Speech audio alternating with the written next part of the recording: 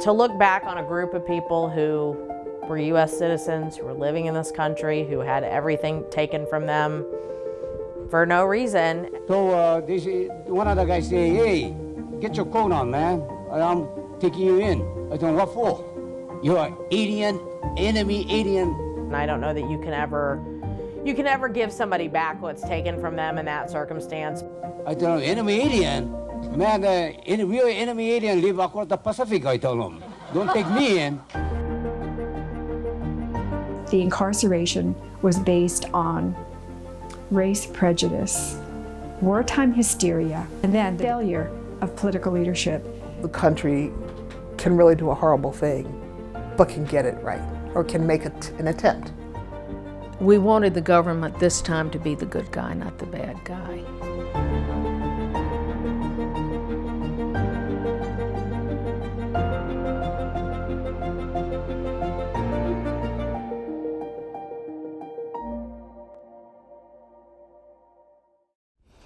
Bob Bratt. I was the head of the Office of Redress Administration, as well as the executive director for the Civil Rights Division. Took out of his top pocket a yellow sticky, and on that yellow sticky he had, "Our mission is to identify, locate, and pay Japanese Americans who were interned during World War II." The way that the law was designed, you have to identify and locate these individuals. Nobody has to apply for this. And there's not a government program that doesn't have 4,000 applications and forms associated with it. And we weren't going to have one. We couldn't require that. Plus, we were charged to verify and pay 25,000 people a year, $500 million a year. Yeah, so when the act was passed in, I believe, August 1988, I mean, the question was, how does the government go about, identifying, verifying, and compensating, potentially 80 to 90,000 living AJAs. So what I ended up doing was literally walking across the street to the National Archives. I heard they had records, and lo and behold, they had records. For instance, the camp rosters were these huge documents about 3 feet long and 2 feet tall that were very detailed. Everything was put in an electronic database. I hired 2 students who sat in front of a computer and entered war records all day long. So that created our database, because this is all pre-internet. Bob and many of the others in the office did a lot of outreach, to community groups all across the nation to try and identify people. And the ORA actually utilized a lot of the AJA community organizations as their link to the communities, and the Japanese American Citizens League, with at that time I think 126 chapters, they're all over the United States, was a natural community liaison for ORA to work alongside with, as well as other Japanese American organizations. So we went out on the road garnering their trust, who we were, what our role was in the program. So it was really balancing between running out here to the West Coast from DC and sitting down in different areas and having dinner with people or talking with people, to also going up to the Hill and speaking with the congressman. We found that most of our eligible people were living on the West Coast, and we realized that people did need some one-on-one assistance. And so then our workshops developed where we took a number of staff members out. So we wanted to tell them what to expect. And then we had a big brown envelope and saying, this is what you were going to get in the mail. I did have the opportunity to go to do a workshop. I want to say we did one in San Francisco and then we did one in Hawaii. Portland, Oregon, spent a lot of time there. I know I went to Utah and I went to Phoenix. California, too many times for me to remember. Actually, I probably conducted at least 100 workshops. And we would go a few times a month, primarily to the West Coast. I think the community meetings, of course, were super important. So that was wonderful that the ORA did so many. That was the bridge. State of Washington spent a lot of time in Seattle. We would work with whatever local community group. We were in schools, we were in churches, but we would work with them to set up where's a good place for us to go where we can reach a lot of people. And in some of the instances that struck me when we were doing our workshops was the elders did not talk about what happened during World War II. You had grandchildren just sitting there wide-eyed, learning for the first time that their grandparents were interned. Rightfully so. Many people in the community, the government wasn't their favorite group of individuals because the way that things that have happened to them on multiple fronts. The more they trusted me and the ORA, I knew the better off we'd be in the long run. And it was a year and a half, and then all of a sudden, I'd come out to an event and they have a beer waiting for me, and we all got to know each other and enjoy each other's company. In the beginning, I think that the populations we were trying to reach were still a little skittish and hesitant. Like, yeah, you say this, but what's it really about? We created a hotline so that individuals could also call us. We received phone calls that ranged from people just asking initial questions, or the questions would be, I don't have that documentation. Are there other ways that I can prove I am who I say I am, I was where I say I was? Everyone had a file, and individuals who were what we called good to go had a green dot. If you were in special verification, you had a yellow dot because there's caution. We had to ensure that things were okay. And unfortunately, if you had a red dot, you were ineligible for payment. It wasn't very sophisticated at all, but we wanted to keep things very simple. The challenge to me was just making certain everybody was heard, everybody information was in the system, and making sure everybody got paid if they were supposed to, because they were older. A lot of them were old. Checks went out quickly as we could possibly crank them out. And we would take a big tape that would look like a movie reel, and we would take it over to the Bicentennial Building, and they would cut the checks, literal, IRS checks. And I would have to go over and pick up from a man I'll never forget, Chester A. Buster, and pick up the checks, and then we'd have to count the checks to make sure, and then coming back to the office. I just strolling down the street with $8 million on my back. But we never lost a check, now people that got them lost them, but we never lost a check. We never had any, integrity was always critical. We wanted to give them the satisfaction of receiving a payment and an apology letter, so it was really important to us.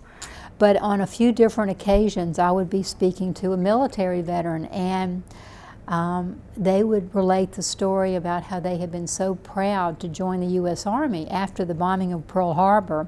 But then once the Executive Order 9066 was issued in February 1942, they were discharged from the military as unfit. And they had to go back home, and I know one gentleman was saying he was so ashamed and embarrassed, and he started crying. And so many people mentioned how significant the presidential apology was as to what happened to them, and so it really helped heal some of the wounds and what had happened during, from those wrongs from 50 years ago. Oh yeah, it was Reagan, and then George Bush signing the apology letters, etc. And then finally my sister, who was born in camp, her apology letter was signed by Clinton. I think that, as you went on and you talked to some of the older recipients, that made them whole. The money is nice, or the money isn't nice, because I definitely have people say, it's blood money, I don't want any of it. But the apology, to know that the country had apologized. I think being able to have it be a true community government collaborative effort was meaningful for us and meaningful for the community as well, to feel like they had really pushed to get this legislation passed and they were still involved in the process. The Japanese American Citizens League was one of the prime advocates for redress legislation, going back, early on in terms of passage of the not only the Commission on Wartime Relocation, but also the Redress Bill itself. I represent NCRR. In the 1980s, we were known as the National Coalition for Redress and Reparations. Through the 60s and 70s, we were the benefactors of the civil rights movement. The focus of redress by the end of the 70s became more and more to the forefront. And these young leaders and activists, primarily Japanese Americans, decided to form an organization whose goal was specifically to seek monetary redress. Right, because the whole redress movement was basically started by the Sanseis and pushed by the Sansei generation, the third generation folks, even whether the parents wanted it or not. So there was a commission, the Commission on Wartime Relocation and Internment, I believe, that basically went around the country and had hearings where for the first time people provided testimony about their experiences. It was only going to be done in Washington, D.C. or in other, like East Coast areas. And the focus, of course, was to bring them to the people who suffered from what the government had done to them, EO 9066. The commission did hearings in cities across the nation, and it was really the first time that many of the Nisei had shared their stories. Most of the children had never heard it before, and I think it was really eye-opening for the whole community and the nation. In Los Angeles, there were approximately 150 testifiers, and we filmed it. NCRR filmed the testimonies from Los Angeles, so they're a powerful tool. I call it our gold mine because it is such a wealth of information of what really happened during World War II, and that enabled us to speak our own history. So once the commission came up with their report, which here's a pretty copy, they came up with 3 recommendations in the end. The first was monetary compensation.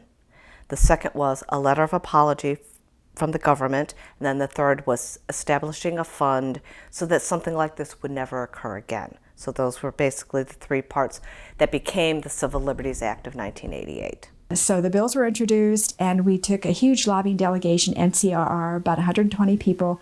We took ribbons, long yellow ribbons from all over the country, primarily Los Angeles and the West Coast, with names of people who could not participate but would give small donations to help with the delegation. We had video watching parties at the Japanese American Community Cultural Center, which was one of our home bases there.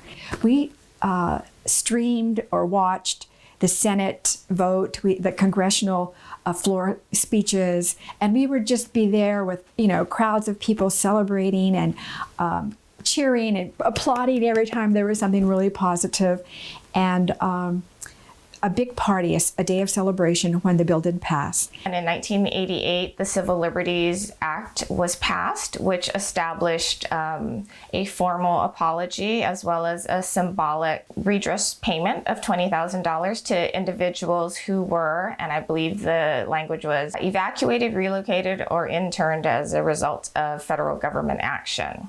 And that it passed was amazing. The legislation that I am about to sign provides for a restitution payment to each of the 60,000 survivors, surviving Japanese Americans, of the 120,000 who were relocated or detained. We could take a breath and learn more about the ORA and how it would be carried out.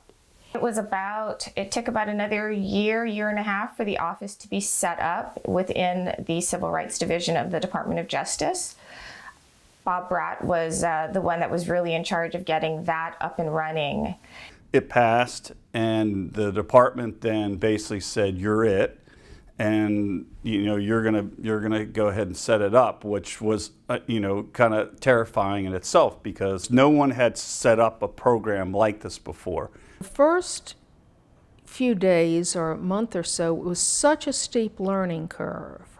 Since it was a 10-year program, we were careful about hiring too many federal employees, and we had about 90 contract employees, 10 to 15 government employees. We kept moving offices to accommodate the space. So when I started, we were in a relatively small office with maybe 15 people, and then by the time I was out of college and we were in the big throes of payments, we probably had 100 people working on the program. Got a lot of calls. We had, it was a bilingual call center. We had several people who spoke Japanese. And we used to call it the mini United Nations because they had such diverse backgrounds. And which was really nice because from a cultural perspective, that's what we were dealing with. We were a United Nations. You know, I mean, you had everybody from all four corners. You know, you may have had African Americans, you had, you know, Caucasian Americans, you had Asian Americans who did not have an association. One of the things that really struck me about the Office of Redress Administration is that unlike everybody else in that office, I've got a background in redress. The people in the office who came from all sorts of other backgrounds really bought into it. You know, that for them it was more than just a job. They really were committed to what they were doing and understanding it. I think in the beginning, the biggest challenge was the sheer volume of what we were trying to do. And it was kind of the race against time in the beginning. It felt like we wanted to get to as many people as we could while they were still living. The first check ceremony. Okay, so the idea was to find the 10 oldest recipients and have them come. Obviously, even at that time, the oldest recipients were close to 100 or over 100. So we sent invitations out to, you know, I think the top, may have been top 50 or 100 individuals that we paid. We wanted them to experience, you know, the apology letter from the president, 3 presidents actually, I think, through the program, and the $20,000 payment. And of course, to see the checks actually issued, the checks and the apologies. The oldest woman who came in for her redress check was 107 years old. And Attorney General Richard Thornburg, he kneeled, and all the cameras caught that too. And it was such a gesture from the government to provide this apology and reparations, and for him to present it. It was a moment in history I will never forget. I don't think there was a dry eye there. It was great. I even get sentimental thinking about it. The Attorney General came up at the end, thanked me for that day, but when he left, he said, that was probably one of the best moments of my entire time I was here at DOJ. After this struggle of a decade of not really thinking it was going to happen, for it to happen, it was like my heart was just full and was leaping out of my chest because it was probably one of the greatest days of my life. I can speak for everybody else who was there too.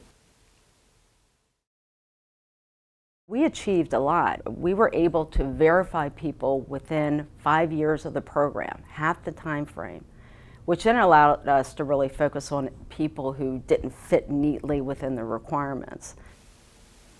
Redress denials is a whole second chapter. Okay, the beginnings, I call it the honeymoon period with the ORA, getting to know one another, getting redress checks out to the community, the first check ceremony. If you were ineligible, we showed a lot of compassion, and we did our best to find a way, you know, within the law. Then at least you had the respect that you just didn't give up and say, well, you're not eligible, next. So the 90s decade, that was a horse of a different color because we were fighting now. It was probably about 30 cases where the ORA was sued because individuals had been found ineligible. We received dozens and dozens and dozens of people who were calling us about being denied.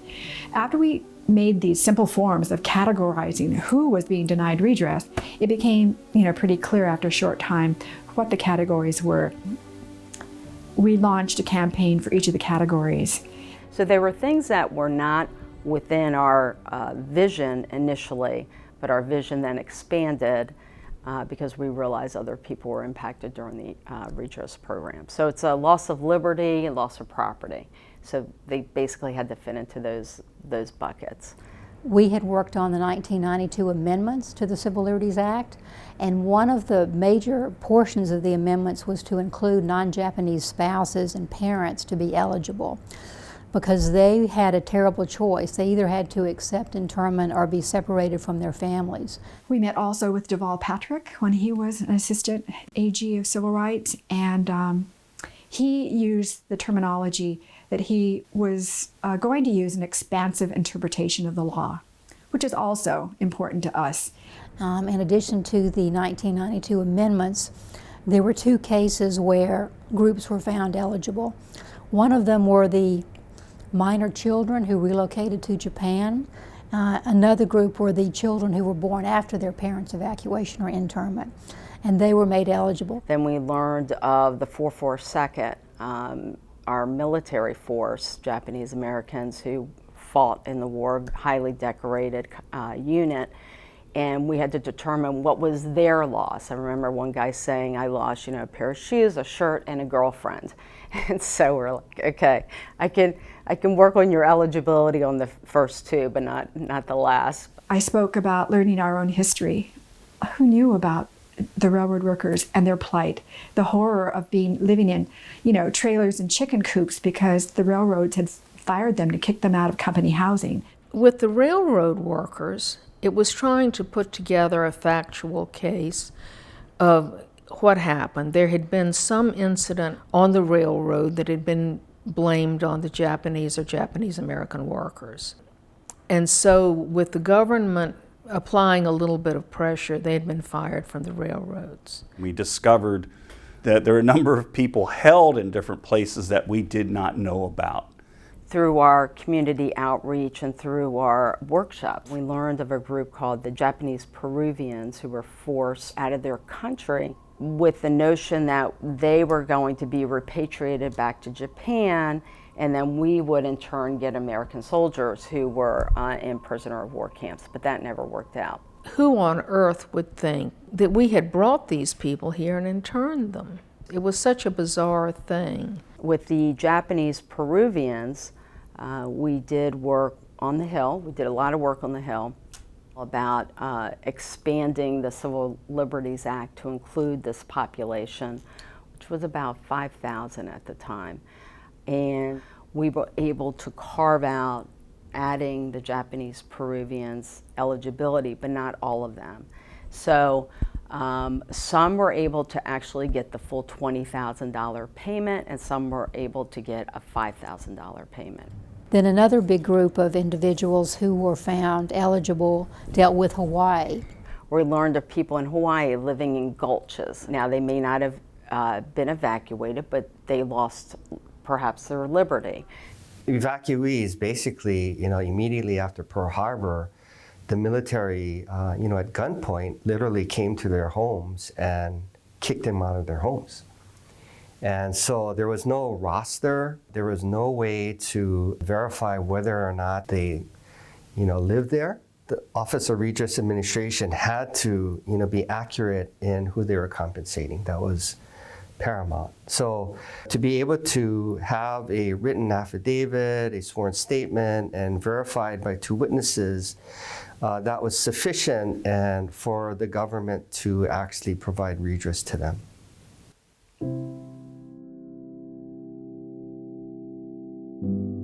My biggest takeaway was we created and managed a successful program within the confines of the U.S. government. So if you have people telling in government now saying, I can't do this and I can't do that, I'd tell them to come back and think again. It's not throw up your hands, and it's not some of the things I see happening now in government and all, or point fingers. It's figure out how to make it work. In reflection, this was like 30 years ago, and it was really a community effort. Really, again, working with the government, working with community leaders, working with the evacuees themselves. It is a great story in justice to know that it can be done. I think that there were a few places where we disagreed, but at least we were heard, we felt we were heard, And that goes again to the quality of the people that staff the ORA. Working with the folks in the community to me was just beyond rewarding. Getting to know everybody, meeting new people. We have a lot of work to do because places we go, still people don't know about wartime incarceration of Japanese Americans. It's a continuing cycle of having to educate and share and teach the lessons of. I think now they're starting to teach what happened during World War II, but I think we were so ashamed of what we did to, citizens of our country. But it was almost like reading history books of something that I was not aware of until I became part of the redress program.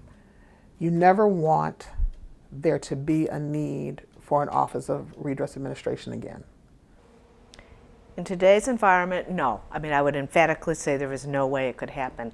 One of the reasons why we were able to get the money is because at that time in Congress, people reached across the aisle to each other and they built friendships. It was a fabulous opportunity to learn about the history of our country, learn how we could make it better, and also, it's not a paper thing. The IRS probably, we know they talk to way more people than we ever talked to, but I think the impact that we had on individual lives and the feeling that you took away from when you helped.